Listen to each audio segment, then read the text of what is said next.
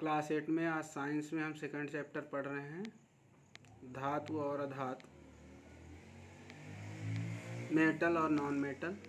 इसमें सबसे पहले हम देखेंगे धातुओं के प्राप्ति स्थान यहाँ पे दिए गए हैं। धातुएं प्रकृति में मुक्त अवस्था के साथ साथ संयुक्त अवस्था में पाई जाती हैं। मुक्त मीन्स सेल्फ मतलब स्वयं पाई जाती हैं, और संयुक्त अवस्था मतलब दो या दो से अधिक जगहों पर जुड़ी हुई पाई जाती हैं। प्राकृतिक रूप से प्राप्त होने वाली धातुएं खनिज कहलाती हैं। जैसे यहाँ दिया गया है, प्लेटिनम का सूत्र होता है Pt, सोना गोल्ड जो आपका है Au, चांदी Ag तथा कॉपर तांबा Cu मुक्त अवस्था में पाई जाती हैं तथा कम क्रियाशील हैं। संयुक्त अवस्था में धातुएं अपने यौगिकों के रूप में पाई जाती हैं। जैसे ऑक्साइड का सूत्र O2 होता है, और सल्फाइड का सूत्र H2 होता है। सल्फेट का सूत्र SO4, कार्बोनेट का CO3, नाइट्रेट का NO3, क्लोराइड का Cl2 आदि इन धातुओं के यौगिक अयस्क कहे जाते हैं। अब जैसे यहाँ पे आपकी जो टेबल दी हुई है, उस टेबल में अयस्क से प्राप्त लोहा किन किन अयस्कों से प्राप्त होता है, तो हेमेटाइट जो पहला अयस्क है उसका सूत्र होता है Fe2O3, जिससे लोहा प्राप्त होता है। दूसरा है लिमोनाइट, जिसका सूत्र दिया गया है 2Fe2O3 3H2O। ये लिमोनाइट का सूत्र है, जिसमें लोहा आयरन की मात्रा Fe2 जो आपका सूत्र है वो दिया गया है। उसके बाद मैग्नेटाइट Fe3O4, इसे साधारण चुंबक भी कहते हैं, मैग्नेट होता है। इसमें भी लोहा Fe3 के रूप में पाया जाता है। आयरन पाइराइट FeS2 जो आयरन पाइराइट होता है, उसमें भी लोहे की मात्रा होती है। अब एल्यूमिनियम Al धातु जो है हमें किन अयस्कों से प्राप्त होती है, उनके नाम दिए गए हैं। बॉक्साइड Al2O3 2H2O, इसमें भी Al2 दिया गया है, एल्यूमिनियम पाया जाता है। क्रायोलाइट का सूत्र होता है Na2AlF6, Al एल्यूमिनियम क्रायोलाइट में भी होता है। फिर हम अगली धातु देखेंगे, तांबा हमें किन ऑक्साइडों से पाई जाती है, अयस्क से। यहाँ क्यूप्राइड Cu2O4 में कॉपर है आपका Cu2, कॉपर पाइराइट CuFeS2 इसका सूत्र होता है, और इसमें भी कॉपर है। Copper glass Cu2S, galena PbS, इसमें भी लेड पाया जाता है।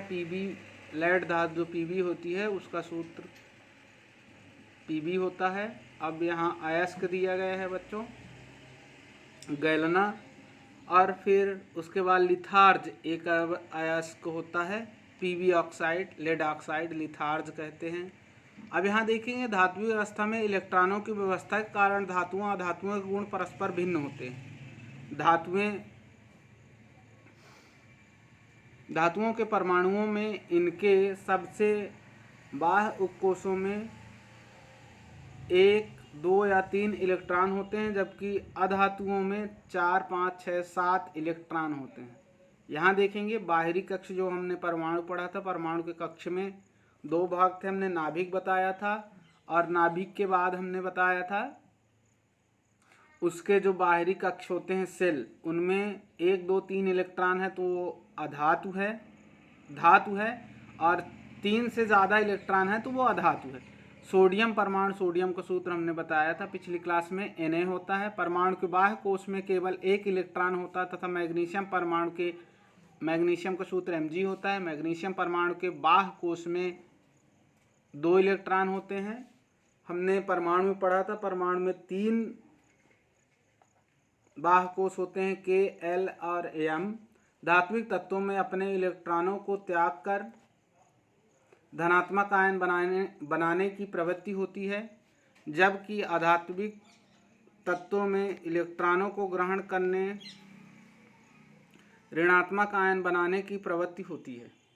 अधातुओं के भौतिक गुण यहाँ दिए गए हैं बच्चों।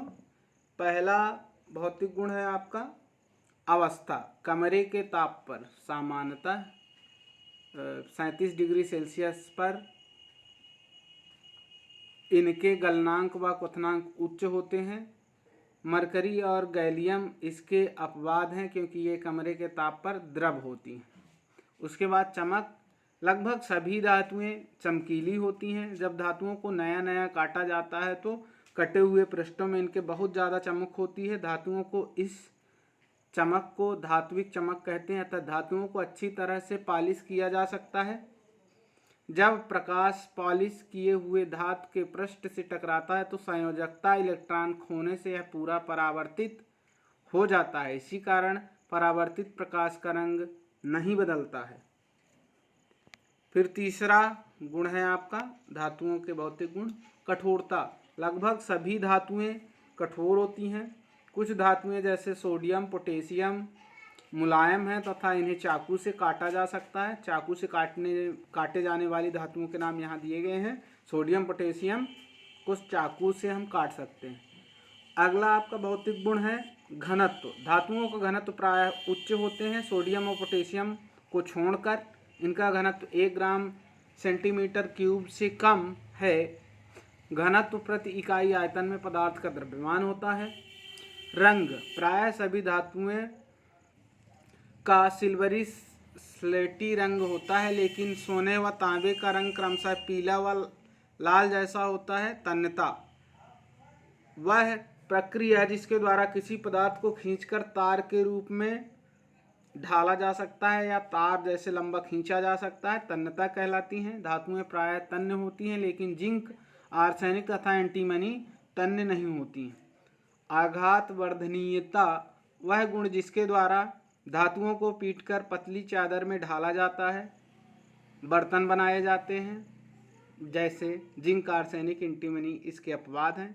सोना, चांदी, पीतल के बर्तन आप लोगों के घर में या होंगे, सिल्वर के भी। 8वां गुण है प्रत्यास्थता की सीमा। वह गुण जिसके द्वारा कोई पदार्थ बिना टूटे अधिकतम तनाव सहन कर सकता है, प्रत्यास्थता की सीमा कहलाती है। धातुओं की प्रायः उच्च प्रत्यास्थता सीमा होती है, जिंक, आर्सेनिक, एंटीमनी को छोड़कर। 9वां गुण है आपका धातुएं प्रायः चालकता। धातुएं प्रायः ऊष्मा व वैद्युत की सुचालक होती हैं। इनमें प्रकाश का संचरण और विद्युत धारा का परिवहन होता है। चांदी सबसे अच्छी सुचालक है। सबसे ज़्यादा सर्वोत्तम चालक विद्युत की चांदी होती है, जबकि बिस्मथ तथा टंगस्टन कुचालक हैं। धन्यवाद बच्चों। आज का हम होमवर्क पढ़ेंगे। पहला क्वेश्चन यहाँ पे दिया गया है आपका, लोहा, तांबा तथा लेड के अयस्क और रासायनिक सूत्र लिखना है। दूसरा क्वेश्चन है धातुओं के 8 भौतिक गुण लिखिए। तीसरा क्वेश्चन है निम्न के नाम लिखना है, Na, C, Cl, K और Cu। थैंक्स।